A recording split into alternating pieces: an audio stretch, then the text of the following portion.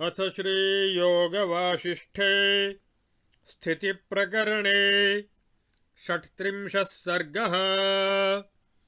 श्रीराम उवाच यथेदृशं स्थितं विश्वं विश्वातीते चिदात्मनि तन्मे कथय हे ब्रह्मन् पुनर्बोध विवृद्धये।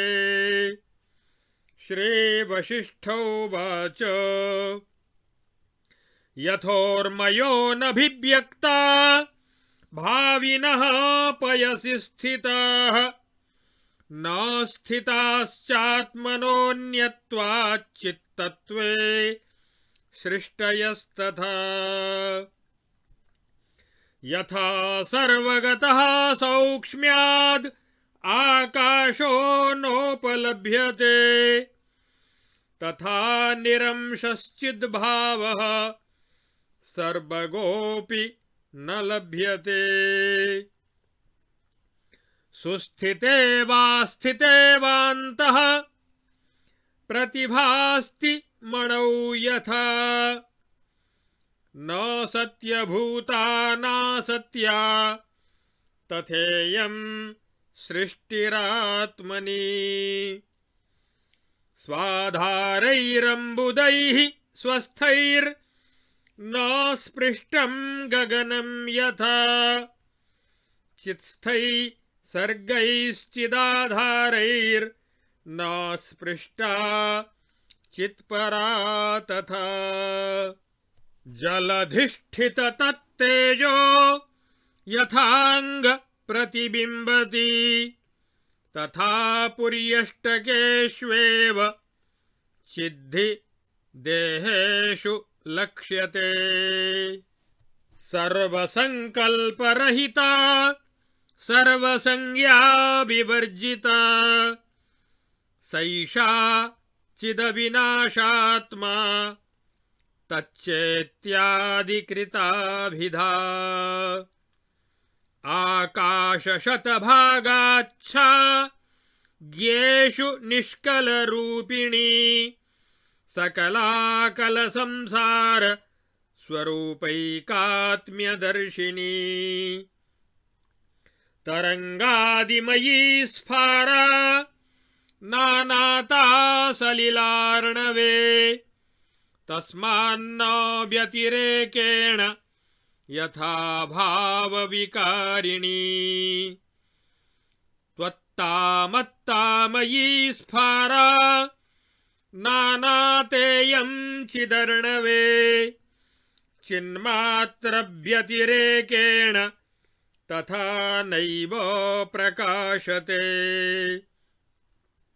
चिच्चिनोति चितं चेत्यं तेनेदं स्थितमात्मनि अज्ञे त्वन्यदायात मन्यदस्तीति कल्पना। अज्ञेष्वसत्स्वभावोग्र संसारगणगर्भिणी ज्ञेषु प्रकाशरूपैव सकलैकात्मिका सती। अनुभूतिवशान्नित्यमर्कादीनां प्रकाशिनी स्वादिनी सर्वभूतानां भाविनी भवभोगिनां। नास्तमेति न चोदेति नोत्तिष्ठति न तिष्ठति न चायाति न वा याति न चेह न च नेहचित्। सैषा चिदमलाकारा स्वयमात्मनि संस्थिता राघवेत्थं प्रपञ्चेन जगन्नाम्ना विजृम्भते।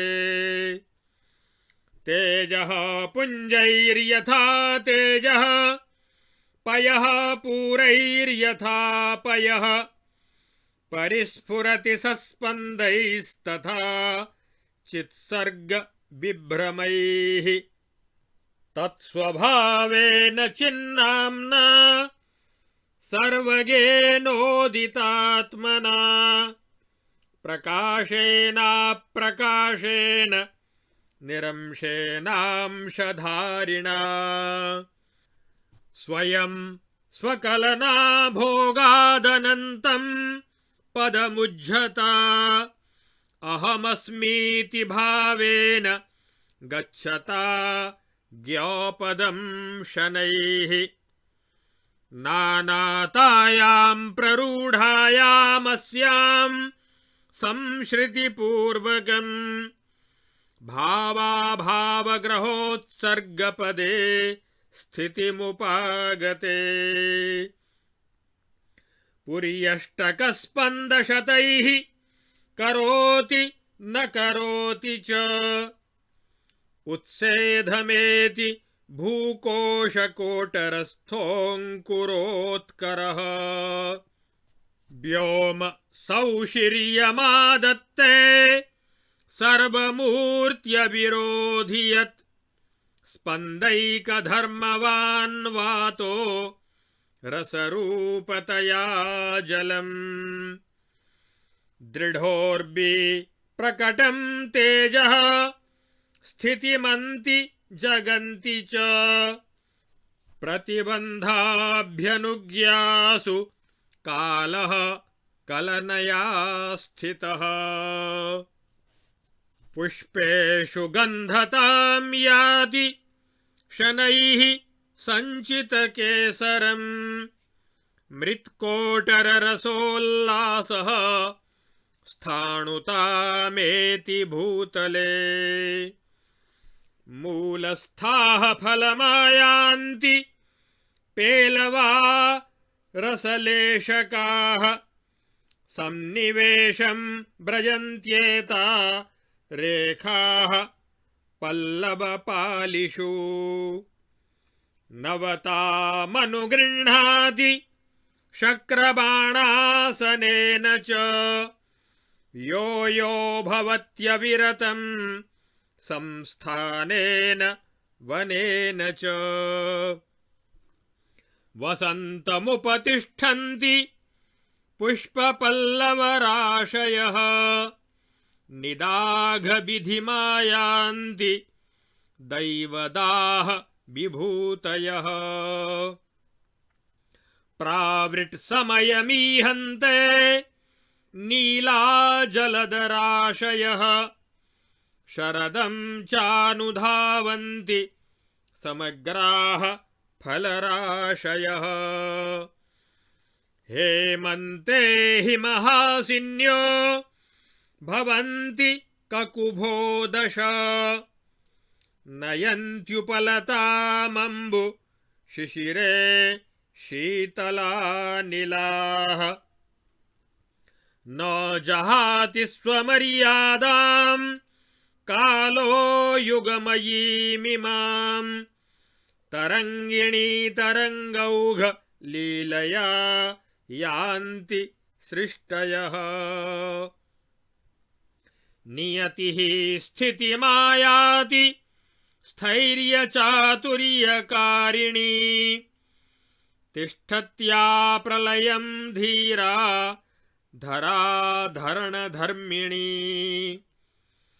चतुर्दशविधानीह भूतानि भुवनान्तरे नानाचारविहाराणि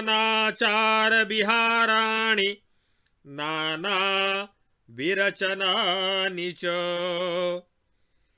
पुनः पुनर्विलीयन्ते जायन्ते च पुनः पुनः धारा परम्परायाति विना वारीव बुद्बुदाः आयाति याति परितिष्ठति लीलयाति स्वार्थानुपार्जयति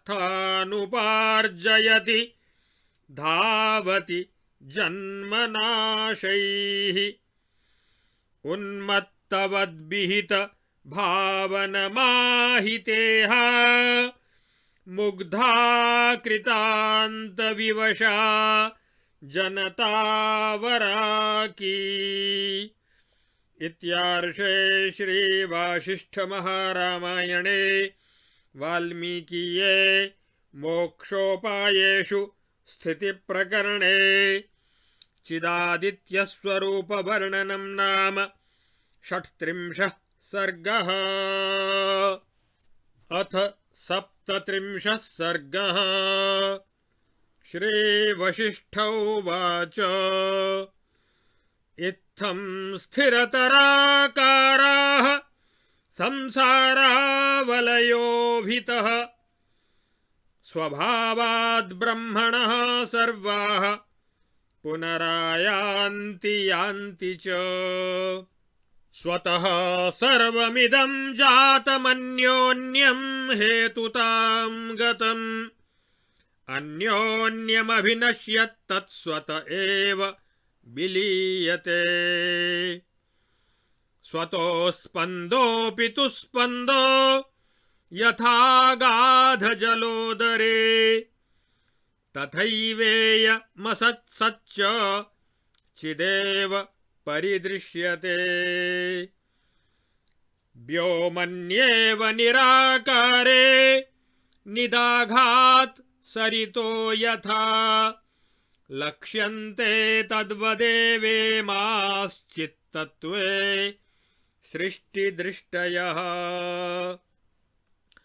यथा मदवशादात्मा सोऽन्यवत् प्रतिभासते तथैव चित्वाच्चिद्धातुः स एवास इव स्थितः। न चेदं सदसन्नेदं तत्स्थातस्थतया चितः नातिरिक्तातिरिक्ता च कटकादिषु हेमता। येन शब्दं रसं रूपं गन्धं जानासि राघव सोऽयमात्मा परं ब्रह्म सर्वमापूर्य संस्थितः। नानैकत्वादतीतात्तु सर्वगादमलात्मनः द्वितीया कलना नास्ति काचिन्नेतरथा क्वचित्। राम भावनादन्यस्य भावाभावाः शुभाशुभाः सृष्टयः परिकल्प्यन्ते नात्मन्येवाथवात्मनि। यस्मादात्मनो व्यतिरिक्ते वस्तुनि सिद्धे सति तत्रेच्छा प्रवर्तते। यत्र स्वात्मनो व्यतिरिक्तं न किंचिदपि संभवति तत्रात्मा किमिव वाञ्छन् किमनुस्मरन् धावतु किमुपैतु। अत इदमीहितमिदमनीहितम् इत्यात्मानं न स्पृशन्ति विकल्पाः। अतो निरिच्छतायामात्मा न किंचिदपि करोति कर्तृकरणकर्मणामेकत्वात् न क्वचित् तिष्ठत्याधाराधेयरेकत्वात् न च निरिच्छस्यात्मनो नैष्कर्म्यमभिमतम् द्वितीयायाः कल्पनाया अभावात्। नेतरा जानासि राम त्वमियं ब्रह्म संस्थितिः सर्वद्वन्द्व विनिर्मुक्तः कर्ता भव गतज्वरः। अन्यच्च राघव पुनः पुनः कृत्वा बहुविधमिदं कर्म तरसा त्वया प्राप्यं किं तद् वद यदुचितं भूतकरणात्। अकर्तृत्वे वास्था भवतु तव चाप्यागमवतो भव स्वस्थः स्वच्छः स्तिमित इव निर्बात जलधिः गत्वा सुदूरमपि यत्नवता जवेन नासाद्यते तदिह येन सुपूर्णतैति मत्वेति मा ब्रज पदार्थगणान् धिया त्वं न त्वं त्वमेव परमार्थतया चिदात्मा।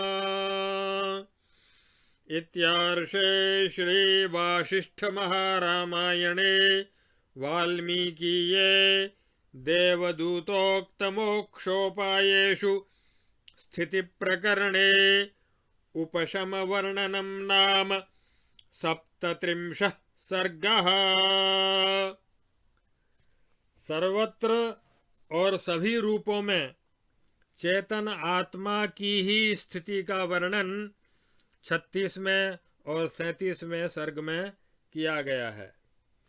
श्री वशिष्ठ जी कहते हैं, हे रघुनंदन, जैसे जो तरंगें भविष्य में प्रकट होने वाली हैं और अभी व्यक्त नहीं हुई हैं, वे समुद्र के जल में अभिन्न रूप से स्थित हैं, उसी प्रकार सच्चिदानंद घन परब्रह्म परमात्मा में भावी सृष्टियां उस सत्स्वरूप परमात्मा से पृथक नहीं हैं, क्योंकि उनकी स्वतः सत्ता नहीं है।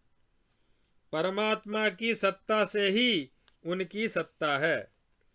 जैसे आकाश सर्वत्र व्यापक होकर भी अत्यंत सूक्ष्म होने के कारण दृष्टि में नहीं आता, उसी प्रकार निरवयव शुद्ध चेतन परमात्मा सर्वव्यापी होने पर भी दृष्टिगोचर नहीं होता।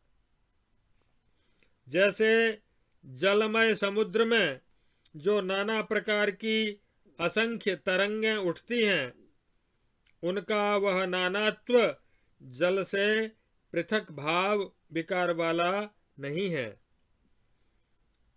उसी प्रकार चैतन्य ब्रह्मस्वरूप चिन्मय समुद्र में तू, मैं, यह, वह इत्यादि रूप से जो प्रचुर नानात्व रूप में जगत भासित होता है, वह उस ब्रह्मरूप चैतन्य सिंधु से पृथक नहीं है। वास्तव में चेतन परमात्मा न अस्त होता है, न उदित होता है, न उठता है, न खड़ा होता है या बैठता है, न आता है, न जाता है, न यहीं है और न यहाँ नहीं है। हे रघुनंदन, वह निर्मल चेतन परमात्मा स्वयं अपने आप में ही स्थित है। वही भ्रम से प्रतीत होने वाले जगत नामक प्रपंच के रूप में विस्तार को प्राप्त हुआ है। जैसे तेज ही तेजपुंज सूर्य आदि के रूप में और जल ही जल राशि समुद्र आदि के रूप में स्फुरित होता है, उसी प्रकार चेतन परमात्मा ही अपने स्पंदनभूत सृष्टि के रूप में स्फुरित हो रहा है। चेतन परमात्मा ही आकाश रूप से अवकाश प्रदान करता है, जिससे अंकुर को बाहर निकलने या फैलने का अवसर मिलता है। स्पंदात्मक वायु रूप से वह उसका आकर्षण करता है, जिससे अंकुर बाहर निकलता है। वही परमात्मा जल रूप होकर रस रूप से अंकुर को स्नेह युक्त बनाता है। वही परमात्मा सुदृढ़ पृथ्वी रूप से उस अंकुर को दृढ़ता प्रदान करता है और तेज रूप होकर उसे अपना रूप देता है, जिससे वह दृष्टिगोचर होता है। इस प्रकार वह परमात्मा स्थावर जंगम जगत पर अनुग्रह करता है। वही परमात्मा हेमंत आदि काल रूप से प्रकट होकर जौ आदि अंकुरों के विरोधी तृण आदि की उत्पत्ति में बाधक बनता है और उन अंकुरों की उत्पत्ति के अनुकूल वातावरण तैयार करता है। वह चेतन तत्व परमात्मा ही फूलों में धीरे धीरे केसर का संचय करके गंध रूप में प्रकट होता है। मिट्टी के भीतर रस रूपता को प्राप्त होकर वही वृक्ष की वृद्धि के द्वारा स्थाणुभाव, मूल और तने के रूप को प्राप्त होता है। उस मूल में स्थित हुए सुंदर रसलेश ही फल के रूप में प्रकट होते हैं तथा वे ही पल्लवों में प्रविष्ट होकर रेखाएं बनकर पत्र आदि के स्वरूप को प्राप्त होते हैं। वह चेतन तत्व परमात्मा ही वृक्षों में इंद्रधनुष के समान नूतनता का संपादन करता हुआ उन पर अनुग्रह करता है। स्थिरता रूप चतुरता को प्रकट करने वाली नियति रूप से वही स्थिति को प्राप्त होता है। उसी परमात्मा के अनुग्रह से धारण रूप धर्म वाली यह धीर वसुंधरा प्रलय काल तक स्थित रहती है। इस प्रकार सब ओर स्थित और सुस्थिर आकार वाली ये समस्त संसार पंक्तियां जो ब्रह्म की स्वभाव भूत हैं, बारंबार आती जाती रहती हैं। यह सारा जगत एक दूसरे के प्रति कारण भाव को प्राप्त होकर अपने अधिष्ठानभूत चैतन्य के सकाश से स्वयं ही उत्पन्न हुआ है और एक दूसरे के द्वारा नष्ट होता हुआ यह उस अधिष्ठानभूत चैतन्य में स्वयं ही लीन हो जाता है। जैसे अगाध जल में होने वाले स्पंदन भी स्वतः अस्पंदन ही हैं, क्योंकि वहाँ जल से भिन्न कोई वस्तु नहीं है। उसी प्रकार चेतन आत्मा में प्रकट हुआ सद सदरूप जगत भी वास्तव में अप्रकट ही है, क्योंकि वह सब ज्ञान से चेतन स्वरूप ही अनुभूत होता है। इस प्रकार महर्षि वाल्मीकि प्रणीत वासिष्ठ महारामायण के देवदूतोक्त मोक्षोपायों में स्थिति प्रकरण में उपशम का वर्णन करने वाला यह 37वां सर्ग पूरा हुआ।